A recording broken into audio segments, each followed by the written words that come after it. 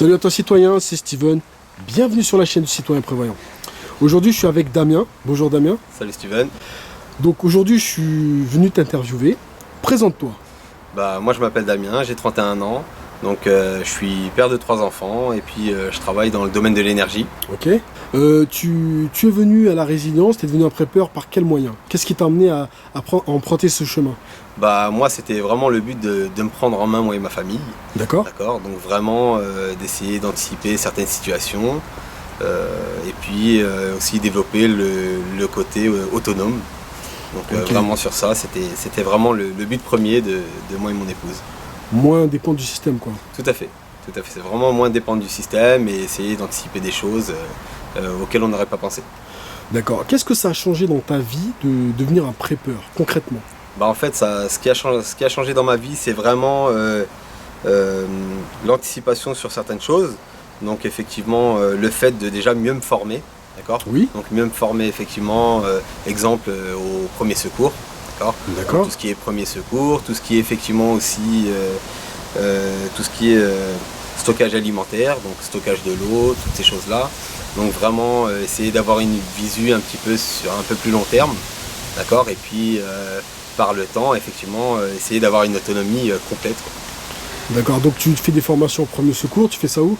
Donc moi, j'ai fait une formation premier secours donc avec le travail, Ouais. d'accord. Et puis aussi, comme j'ai ma femme effectivement qui est dans le domaine médical, donc ça aide beaucoup parce qu'elle m'apprend pas mal de choses. Ah, c'est clair. Ok. Tu as mis en place certaines choses. Qu'est-ce que tu as mis en place? Donc moi, les choses que j'ai mis en place là à l'heure d'aujourd'hui, donc j'ai mis en place 3 choses. Donc j'ai mis en place un sac d'évacuation. D'accord. Donc moi j'ai un sac d'évacuation donc qui est assez complet justement du fait que j'ai des enfants. Mhm. Donc c'est vrai que ça change totalement la donne entre ne pas avoir d'enfants et avoir des enfants. On est d'accord. Donc on se prépare pas du tout de la même façon. Et puis effectivement moi comme j'habite en appartement, j'ai mis en place en fait des cantines avec de la nourriture stockée dedans. Donc de la nourriture où on fait des rotations, etc. ou des choses avec des dates de péremption un peu plus longues. Ok. Et puis pour l'eau, en fait on a stocké de l'eau, hein. Comme j'ai une cave, on stocke dans des bidons de l'eau. D'accord. Voilà. C'est déjà très bien. C'est déjà pas mal. On essaye d'avancer comme ça. Ok. Est-ce qu'il y a des trucs qui te font peur en fait par rapport à l'actualité? En fait je pense que c'est tout parent en fait, hein. Dès que t'es parent en fait, t'essayes pas d'anticiper plus pour toi mais plus pour tes enfants, hein. Le fait de les mettre en sécurité, le fait de subvenir à leurs besoins. Je pense que du fait d'actualité, dès que tu vois les tensions un peu partout, dès que tu vois ce qui se passe, comme tout parent, tu te questionnes pour la protection de tes enfants, pour la Oui. protection effectivement de ta famille, de tout ça, de pouvoir les mettre en sécurité et de vraiment subvenir à tous leurs besoins. Donc après, sur ce fait, c'est pour ça justement qu'on a préparé effectivement les caisses d'évacuation et le sac d'évacuation aussi. Alors la question que tout le monde se pose, tu comptes évacuer pourquoi? Après, je pense que je peux évacuer pour plusieurs choses. Donc la chose la plus basique, je pense un feu d'appartement, une inondation, toutes ces choses-là, hein. D'accord. Et après, des choses un peu plus sérieuses, vraiment, si c'est, on va dire, des petites révoltes localisées, d'accord, donc par ville ou par département, toutes ces choses-là. Et puis effectivement, après, si c'est des choses un peu plus sérieuses, donc comme le système, on va dire, qui déraille un petit peu, quoi. Un effondrement. Un effondrement. D'accord. Donc ça sous-entend que tu as mis en place des points de chute. Tout à fait. Genre, est-ce que tu aurais une BAD par exemple? J'ai pas de BAD encore, mais après c'est vrai qu'on a, on a des maisons familiales où effectivement on peut évacuer.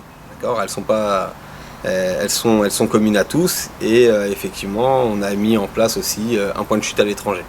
Donc en gros, tu as un point de chute pour réunir toute la famille en cas de Tout à problème. fait. Et ça va vous servir de point de ralliement. Tout à fait. Donc c'est quelque chose que tu as mis en place avec ta famille? Alors. Tu en as parlé? Voilà, on en a parlé, mais sur un cercle restreint, d'accord. Ouais. Donc c'est vraiment le clan très proche. Donc on met ça en place. Et après aussi pour l'évacuation à l'étranger. D'accord. Carrément, l'évacuation à l'étranger. Oui. Ok. Donc tu as un point de chute. Tout à fait. Et petite question, tu comptes évacuer par la mer, par l'avion? Comment tu comptes comment tu comptes Après, t'y prendre? tout dépend des infrastructures en fait, Ouais. selon les infrastructures disponibles.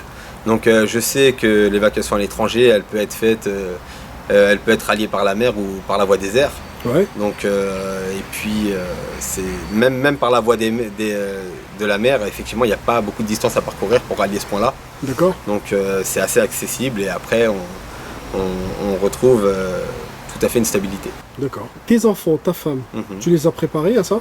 Alors, mes enfants, non. Mes enfants, on leur en parle pas. Enfin, ils voient effectivement qu'on a fait des sacs, mais effectivement, pour l'instant, c'est un jeu. Hein. Donc, D'accord. mais on ne planifie pas d'évacuation, on n'organise pas d'exercice et tout ça. J'en ai parlé à ma femme, elle n'était pas contre, d'accord. Mais c'est vraiment plus moi qui axe ce point sur l'évacuation et la résilience. Ok. Donc voilà. Une petite question, parce que beaucoup de personnes se posent, et je vais la poser à chaque personne que je vais interviewer. Te prépares-tu à la fin du monde?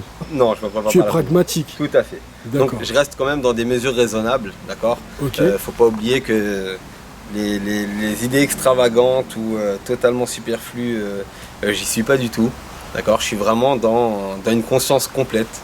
Donc Donc pas d'extraterrestres, pas d'extraterrestres, pas de météorites, non, pas de zombies, pas de zombies. non, parce qu'il y en a pas mal qui. Pas de zombies, j'avais Donc, oublié celle-là non, aussi. non, donc non, c'est vraiment le but, c'est de mettre ma femme et mes enfants en sécurité. Simplement, c'est. Donc tu suis l'actualité. Je suis l'actualité, tout à fait. Je suis l'actualité dans une certaine mesure parce que bon, tout n'est pas bon à prendre, Mhm. mais il y a quand même des choses à prendre. Mais oui, je suis. t'informes, je en suis tout cas. tout à fait, tout à fait. Pas dans l'excès, mais je m'informe. Être informé pour bien réagir au bon moment. D'accord. Bon bah écoute, je te remercie de m'avoir reçu. Bah merci à toi, J'espère que cette vidéo plaira à ceux qui vont la regarder. j'espère aussi. Si tu n'es toujours pas abonné, je t'invite à le faire. Et je te dis à très bientôt pour une nouvelle vidéo du Citoyen Prévoyant. Ciao!